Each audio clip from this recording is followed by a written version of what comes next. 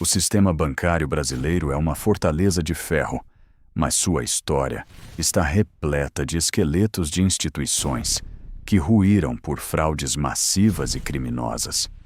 Bilhões de reais de correntistas honestos evaporaram em manobras contábeis orquestradas por banqueiros que se julgavam intocáveis e acima de qualquer lei federal brasileira.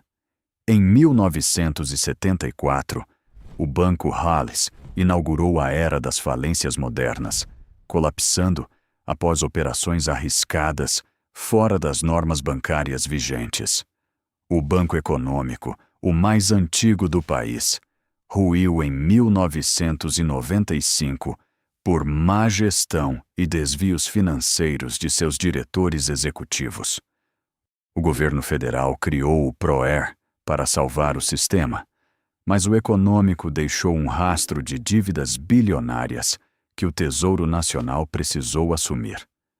O Banco Nacional estampava o boné de Ayrton Senna, mas escondia um buraco negro de 10 bilhões de reais através de contas fictícias e fraudadas internamente.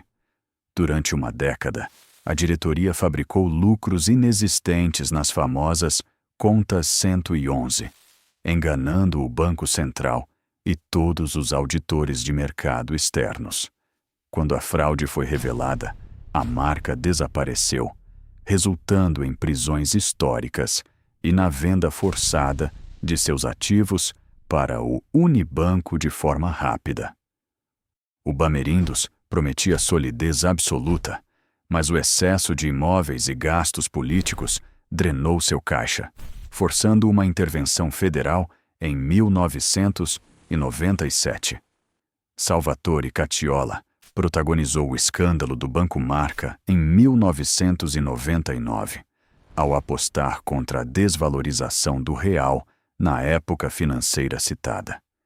Ele recebeu ajuda ilegal do Banco Central para não quebrar, gerando um prejuízo bilionário aos cofres públicos antes de fugir para esta Itália europeia secretamente.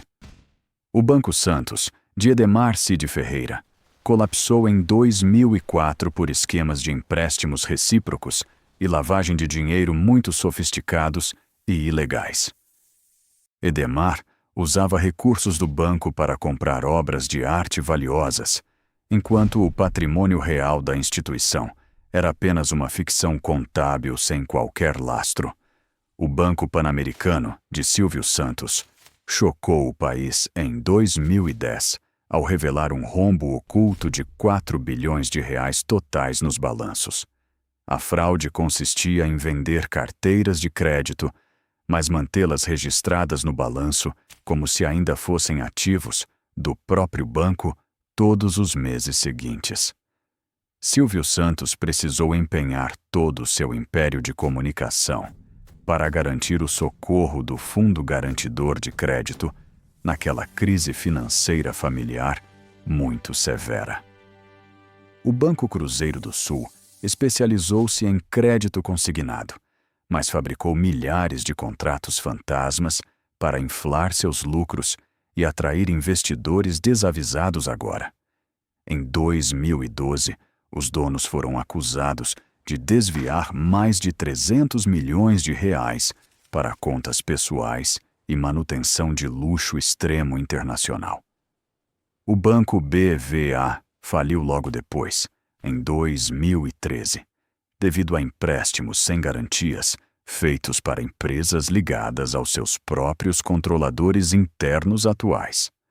O Banco Rural ficou marcado pelo esquema do mensalão, funcionando como braço financeiro para o pagamento de propinas políticas em diversos níveis de governo nacional. Sua liquidação encerrou um ciclo onde a contabilidade bancária era usada para corromper a democracia e financiar projetos de poder de partidos políticos específicos brasileiros. As fraudes bancárias no Brasil seguem um padrão: criação de ativos fictícios, ocultação de passivos reais e ostentação de uma solidez que não existe fisicamente agora.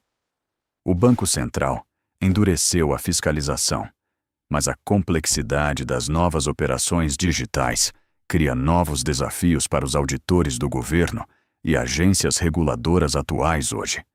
Investidores devem desconfiar de bancos que oferecem taxas de retorno muito acima da média, pois o risco de fraude costuma estar escondido nessas promessas fáceis. A regulação de Basileia tenta impedir alavancagens excessivas, mas bancos pequenos frequentemente encontram brechas contábeis para burlar os limites de capital exigidos por lei federal. O Fundo Garantidor de Crédito é a última barreira contra a perda total, protegendo o saldo dos pequenos poupadores até o limite estabelecido por lei nacional. Contudo, o colapso de grandes instituições pode exaurir os recursos do fundo, gerando um risco sistêmico que ameaça a estabilidade de toda a economia nacional brasileira. A falência do Banco Máxima, transformado em Master, é o exemplo mais recente de como o mercado observa com cautela as recuperações meteóricas e agressivas atualmente.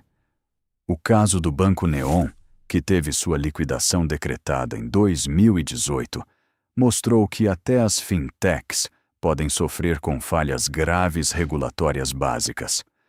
O crime de gestão temerária é a acusação mais comum contra banqueiros que destroem o patrimônio alheio em busca de bônus e lucros pessoais imediatos hoje.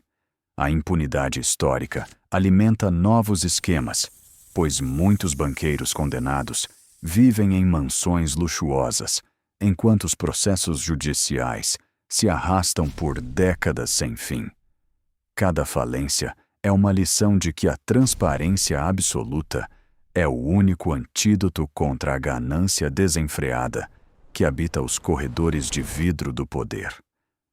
Auditar um banco exige tecnologia avançada e independência total, algo que muitas vezes falta nos conselhos de administração, indicados pelos próprios donos das instituições financeiras.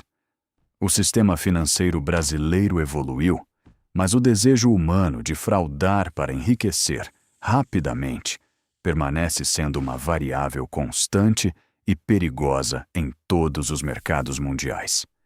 Estudar os erros do passado é a melhor forma de proteger o seu dinheiro no presente, evitando que você seja o próximo a pagar a conta. A história dos bancos que faliram por fraude no Brasil é um lembrete sombrio de que a solidez de uma marca pode ser apenas ilusão.